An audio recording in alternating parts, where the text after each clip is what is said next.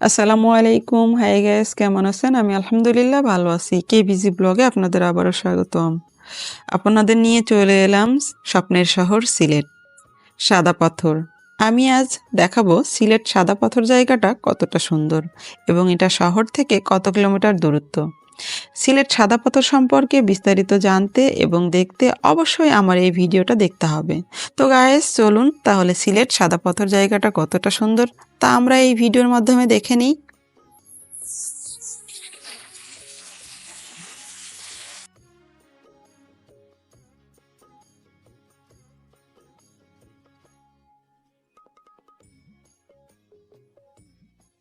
দেখতে দেখতে আমরা এসে পৌঁছে গেছি সাদা পাথরের কিনারায়। তবে সাদা পাথরের কিনারায় না, এটা একটা ছোট্ট খাল। আমরা এই খাল পার হয়েই যাব সাদা পাথরের কিনারায়। এখানে যেখানে আমি এখন দাঁড়িয়ে আছি এটা সাদা পাথরে যাওয়ার নৌকার টিকিট কাউন্টার। এখান থেকে একটুখানি নৌকায় গিয়েই আমরা সাদা পাথরের সন্ধান পাব। সাদা পাথর তো নয়, যেন মুক্তোর খনি। আল্লাহর এই অপরূপ সৃষ্টির কাছে না আসলে বোঝাই যায় না যে আল্লাহর সৃষ্টি কতটা সুন্দর। আমরা সাধারণ যে চোখে দেখি সেই চোখ দিয়ে যদি আমরা একটু এই প্রকৃতির কাছে যাই তাহলে বুঝতে পারবো আল্লাহর সৃষ্টিটা আরও কত মধুর, কত মায়া, কত মমতা দিয়ে এই পৃথিবীকে সৃষ্টি করেছে। তো গাইস, আমরা এখন সাদা পাথরে যাওয়ার জন্য নৌকার টিকিট কাউন্টারে টিকিট নিয়ে নৌকায় উঠে যাচ্ছি।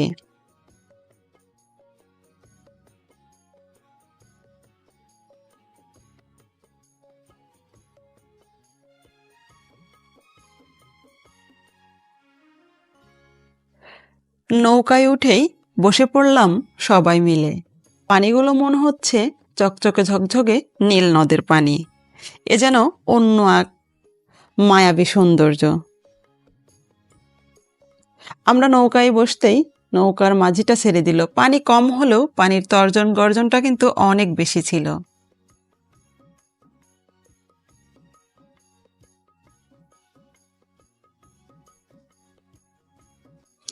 তো গাইস, নৌকা ছেড়ে দিয়েছে মাঝি। এখন আমরা যাচ্ছি সাদা পাথরের দিকে। দেখুন, এখান থেকেই দেখা যাচ্ছে অপরূপ সৌন্দর্যের পাহাড়। পাহাড় তো নয়, মনে হচ্ছে মেঘের ঘেরা কোনো এক অদৃশ্য মায়া। তো গাইস, আমরা সাদা পাথর সম্পর্কে কিছু বিস্তারিত কথা শুনে নিই। চোখ যত দূর চোখ যায় দুদিকে কেবল সাদা পাথর, মাঝখানে স্বচ্ছ নীল জল আর পাহাড়ে মেঘের আলিঙ্গন, যেন এক অপরূপ স্বর্গরাজ্য। সব মিলিয়ে অদ্ভুত এক সৌন্দর্যের ক্যানভাস। সিলেট নগরী থেকে ৩৫ কিলোমিটার দূরত্ব, সীমান্তবর্তী উপজেলা কোম্পানিগঞ্জ সিলেটের পাথর সাম্রাজ্য হিসাবে খ্যাত। ভোলাগঞ্জ পাথর কেরিয়ার জিরো পয়েন্ট সংলগ্ন নতুন পর্যটন স্পট হিসাবে খ্যাতি লাভ করেছে সাদা পাথর নামক স্থানটি। এখানে বর্ষণাত্ম প্রাকৃতি যেন সেজে ওঠে সবুজের আচ্ছন্দনে। ভোলাগঞ্জ ক্যারিয়ার জিরো পয়েন্টের ওপরে উঁচু পাহাড়ে ঘেরা সবুজের মায়াজাল, সেখান থেকে নেমে আসা ঝর্ণার অশান্ত শীতল পানির অস্থির বেগে বয়ে চলা গন্তব্য, ধলাই নদীর বুক, প্রকৃতি যেন নিজ হাতে সাজিয়েছে। আলহামদুলিল্লাহ, সাদা পাথর জায়গাটা ঠিক এই কবিতার মতোই সুন্দর। যদিও বা আমি খুব ভালো কবিতা বলতে পারি না, আলহামদুলিল্লাহ যতটুকু পেরেছি তার জন্য। তো গাইস, আমরা এই নীল পানির ঝকঝকে চকচকে উত্তাল ঢেউয়ের মাধ্যমেই নৌকা করে এগিয়ে যাচ্ছি সাদা পাথরের দিকে। সাদা পাথর জায়গাটা কিন্তু সত্যিই অসাধারণ। যারা সিলেট ভ্রমণে আসবেন হাতে সময় নিয়ে আসবেন। সিলেট এমন একটা জায়গা যে এখান থেকে একটা স্পট আপনি দেখে না গেলেই মানে খুব মিস করবেন যে এখানের জায়গাটা কতটা সুন্দর। তো গাইস, আমরা ছলো ছলো কলো কলো শব্দ নিয়েই এগিয়ে যাচ্ছি সাদা পাথরের দিকে। এখান থেকে বর্ষাকালে আসলে কিন্তু এতটা হাঁটতে হবে না, তবে বর্ষার মৌসুমে আসার চাইতে শীত মৌসুমে আসার মজাটাই বেশি, কারণ এখানে একটু মেঘাচ্ছন্ন থাকে, কুয়াশা কুয়াশা থাকে, মনে হয় মেঘ মায়া পাথর আর পানির সাথে সবকিছু এক হয়ে গেছে। তো গাইস দেখুন, পানি খুব একটা বেশি না বা খুব বড় খাল না, কিন্তু পানির উত্তাল ঢেউ আর এই ঝকঝকে চকচকে অসাধারণ। মানে পানিটা এতটা ক্লিয়ার, মনে হচ্ছে যেন কোনো সমুদ্রের পানি, মানে নীল নদের পানি। যদিও বা নীল নদ সম্পর্কে আমরা শুধু বইয়েই পড়েছি, দেখি নেই।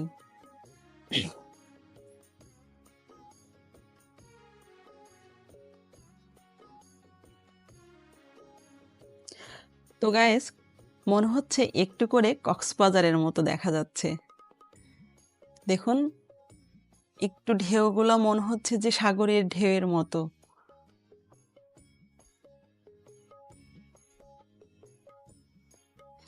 এভাবে আমরা এগিয়ে যাচ্ছি সাদা পাথরের দিকে, অপেক্ষার প্রহর গুনতেছি আর ভাবতেছি কখন আমরা পৌঁছবো।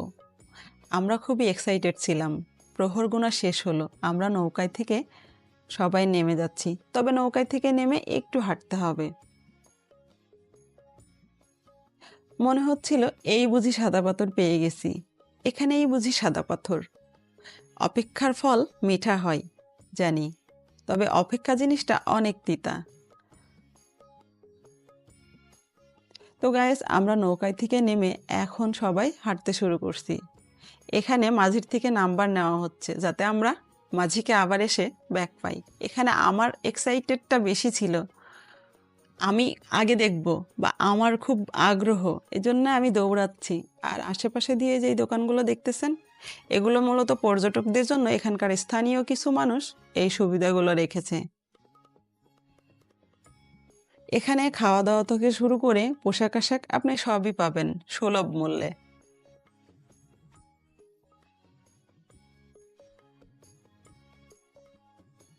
তো আমি তো দৌড়চ্ছি আর বালির মধ্যে খুব ভালো হাঁটাও যাচ্ছে না। এখানে অনেক রকমের খাবার, নানান রকম। তো এই খাবারগুলো কিন্তু একটু অন্যরকম, ইউনিক আর কি, সচরাচর এগুলো খুব দেখা যায় না। তো গ্যাস দেখতে দেখতে সেই জায়গায় এসে পৌঁছে গেছি, যার জন্য এত দৌড়ঝাঁপ, এত কিছু। তো দেখুন অল্প পানি, মানে এক পাতা পানি, পায়ের পাতা ভেজানোর মতো পানি, কিন্তু পানিটা এতটা ক্লিয়ার, এতটা ক্লিয়ার, মানে বলার মতো না। আর এই পানির নিচে কতগুলো পাথর আছে গুনে দেওয়া যাবে, এতটা স্বচ্ছ পানি আর এতটা সুন্দর। আসলে প্রকৃতি এতটা সুন্দর হয়, প্রকৃতির কাছে না গেলে বোঝা যায় না। আর যারা বর্ষার সময় আসবেন এই পুরোটাই পানি পাবেন, তবে বর্ষার সময় আসলে এতটা মজা পাওয়া যাবে না, কারণ সব জায়গাতেই পানি, মানে বসার জায়গা, দাঁড়ানোর জায়গা, এভাবে দাঁড়ানো যায় না। আর শীত মৌসুমে আসলে আপনাদের সুবিধাটা আমার মনে হয় বেশি, যদিও বা শীতের সময় পানিতে নামা একটু কষ্ট, আর পানি কিন্তু প্রচুর ঠান্ডা।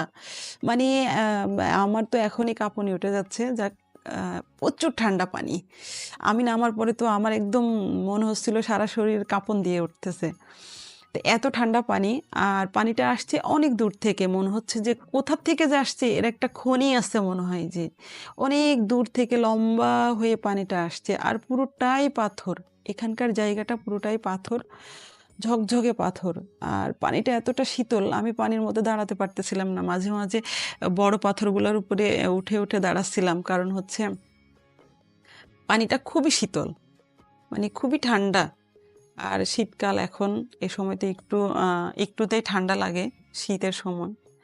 আর দেখুন পাথরগুলা এতটা ক্লিয়ার, মানে পাথরগুলা বলতে পানিগুলা এতটা ক্লিয়ার যে পাথরগুলা গুনে দেওয়া যাবে, মনে হচ্ছে সবগুলা পাথর বাসায় নিয়ে আসি, এতটা সুন্দর। তো গাইস আপনারা যারা সিলেটে আসবেন অবশ্যই হাতে সময় নিয়ে আসবেন। প্রথমে যাবেন শাহজালাল শাহপরান, শাহজালাল শাহপরান জিয়ারত করার পরে আপনারা জাফলং যাবেন, জাফলং যাওয়ার পরে সাদা পাথর যাবেন। আর যারা এখানে আসবেন সিলেটে তারা অবশ্যই শ্রীমঙ্গল ঘুরে যাবেন, কারণ শ্রীমঙ্গল জায়গাটা আরও সুন্দর।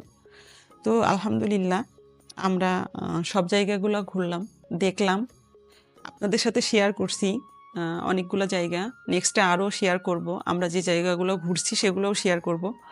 তো এক এক করে আপনাদের সাথে দেখাচ্ছি যে আমরা কোথায় কোথায় গিয়েছিলাম। তো গ্যাস আমি একটু পানির মধ্যে ঘুরছি ফিরছি আর কি। পানির মধ্যে ঘুরতে বেশ ভালোই লাগছে, কিন্তু পাথরগুলো অনেক পিছলা ছিল আর পানিটাও অনেক ঠান্ডা, এজন্য একটু অসুবিধা হচ্ছে আর কি। দাঁড়াইতে আর কি, হাঁটতেও অসুবিধা হচ্ছে আর পায়ে খুব ব্যথা লাগতেছে, পাথর তো। তো এদিকেও অনেক দোকানপাট, আর আমরা এসেছি একদম পড়ন্ত বিকালে, মানে সূর্য ডুবো ডুবো অবস্থায়। এখানে আসতে হলে একটু দুপুর দুপুর আসতে হবে, মানে দুপুরের রোদটা এই পাথরের উপরে পড়লে আরো ঝকঝকে চকচকে মনে হবে যে মুক্তোর আমরা, মানে মুক্তোর খনিতে আসছি, মুক্তা পাথরের খনিতে আসছি, এরকম ব্যাপারটা। পানিটাও ক্লিয়ার আর পাথরগুলোও অনেক সুন্দর। তো জাফলংয়ের পাথরগুলোও অনেক সুন্দর, তবে সাদা পাথরের পাথরগুলো আরো সুন্দর। আমি বলবো যে পাথরের রাজ্য বা পাথরের খনি এই সাদা পাথর। সিলেট মানেই পাথরের রাজ্য, তবে সাদা পাথরটা একটু অন্যরকম, এই জায়গাটা একটু অন্যরকম, বেশি সুন্দর। তো আপনারা অবশ্যই আসবেন। আর কেমন লাগছে আপনাদের কাছে অবশ্যই কমেন্ট করবেন। আমি একটু রং ঢং করে হাঁটতেছি ঘুরতেছি আর কি, দেখতেছি, আমার খুব ভালো লাগছে। আর আমার পেছনে যে পাহাড়টা দেখতে পাচ্ছেন ওটা হচ্ছে ইন্ডিয়ার পাহাড়, আর আমরা আছি বাংলাদেশের মধ্যে। তবে আমি এখানেই, ইন্ডিয়ার সীমান্ত আছে পাশেই, আমি ওখানে একটু যাব, আপনাদেরকে দেখাবো। এই পাথরের মধ্যেই কিন্তু ওরা সীমানা করে দিচ্ছে যে এটা বাংলাদেশ আর এটা হচ্ছে ইন্ডিয়া। কিসের বাংলাদেশ আর কিসের ইন্ডিয়া? আমার বাংলাদেশকে নিয়ে নিছে ইন্ডিয়া মনে হচ্ছে, পাথরগুলা নিয়ে নিছে। তো আমি একটু ইন্ডিয়া ঘুরবো, মানে আর কি ক্রস করব, যে বর্ডারটা দেওয়া আছে সে বর্ডারটা একটু ক্রস করব। কারণ এখানে সুবিধা হচ্ছে এখানে কোনো বিএসএফ নেই, না আছে বাংলাদেশি না আছে ইন্ডিয়ান। তো এই ক্ষেত্রে একটু যাওয়া যায়। এখানে কিন্তু রেড মার্ক দেওয়া আছে, দণ্ডনীয় অপরাধ। তো এই সামান্য অপরাধ করলে আমার মনে হয় কিচ্ছু হবে না, আমি একটু অপরাধটা করে আসি। আপনারা কি বলেন, আমার সাথে একমত? এই যে দেখেন এখানে লেখা আছে সামনে, ভারত সীমান্ত অতিক্রম করা দণ্ডনীয় অপরাধ। তো অপরাধটা একটু করেই ফেলি। তো আমি একটু চলে যাচ্ছি। এটা আমি যেখানে দাঁড়িয়ে আছি এটা হচ্ছে ভারতের সীমানা। আর আমার পেছনে যে জায়গাটা দেখা যাচ্ছে, যে পাহাড়গুলো দেখা যাচ্ছে, মূলত পানিটা ওই দিক থেকেই আসছে। আর আহ, এদিক দিয়ে এসে বাংলাদেশের সীমানার মধ্যে ঢুকছে। তবে সাদা পাথর জায়গাটাতে যারা ইন্ডিয়ানরা আছে তারা কিন্তু পর্যটকরা আসে না, মূলত এখানে শুধু আসে বাংলাদেশি পর্যটকরা। আর জাফলংয়ে আসে আপনার ইন্ডিয়ান পর্যটকও আসে, আর বাংলাদেশি পর্যটক তো যাইয়ে। আর ইন্ডিয়ান পর্যটকের চাইতে বাংলাদেশি পর্যটকের জন্য জাফলংটা বেশি সুন্দর। আর এখানে আমি দেখলাম না যে কোনো ইন্ডিয়ান পর্যটক আসার মতো ওয়ে আছে, এখানে শুধু বাংলাদেশি পর্যটকরাই আসতে পারবে। আলহামদুলিল্লাহ, এটা আমাদের সম্পদ। আসতে হলে আমাদের অনুমতি নিয়ে আসতে হবে অন্য কোনো রাষ্ট্র থেকে। কি বলেন আপনারা? যাই হোক, মজা করলাম একটু। আমরা বাংলাদেশি মানুষ, আমাদের অনেক মায়া সবার প্রতি। আমরা সবাইকে খুব সমাদরে গ্রহণ করি এবং কারো প্রতি আমাদের কোনো ক্ষোভ নেই। আলহামদুলিল্লাহ, আমরা বাংলাদেশিরা অনেক ভালো। তো আমি আবার নেমেছি পানির মধ্যে, মানে পানি দেখলেই নামতে ইচ্ছে করে। কি করব বলেন, পানি দেখলেই একটু মন চাই যে পানির মধ্যে একটু নামি, একটু বেড়াই। মানে অল্প পানিতে এরকম সৌন্দর্য আগে তো কখনো দেখি নাই। আর এমনিতেও আমরা যখন ছোট ছিলাম তখন একটু বৃষ্টি হলেই ওই পানিতে নামতে ভালো লাগতো। একটু বৃষ্টির পানিতে আমরা নামতাম, একটু অল্প পানিতে নামতে বেশি ভালো লাগতো, আমার একটু বেশি ভালো লাগে। তো সেই ক্ষেত্রে সেই পানিতে নামার অভ্যাসটা আমার এখনও আছে, বা লোভ বলতে পারেন এটা একটা। তো এখানে অল্প অল্প পানি, আমরা নামতেছি আর দেখতেছি আর হাঁটতেছি, খুব ভালো লাগছে। যে যার মতো সেলফি উঠাচ্ছে, পিক উঠাচ্ছে, ভিডিও করতেছে, আর আমি আমার মতো ঘুরতেছি। তো গায়েস, আপনারা এতক্ষণ ধরে ধৈর্য সহকারে আমার ভিডিওটা দেখছেন, আপনাদের কাছে অনেক ভালো লাগলো আর আমার কাছেও ভালো লাগলো। আর আপনাদের কাছে কেমন লাগলো জানি না, তবে আমি বলেই ফেলছি যে আপনাদের কাছে অনেক ভালো লাগলো। তো সেই ক্ষেত্রেই বলবো যে আপনারা কমেন্ট করবেন কেমন লাগলো আপনাদের কাছে এই সাদা পাথর জায়গাটা।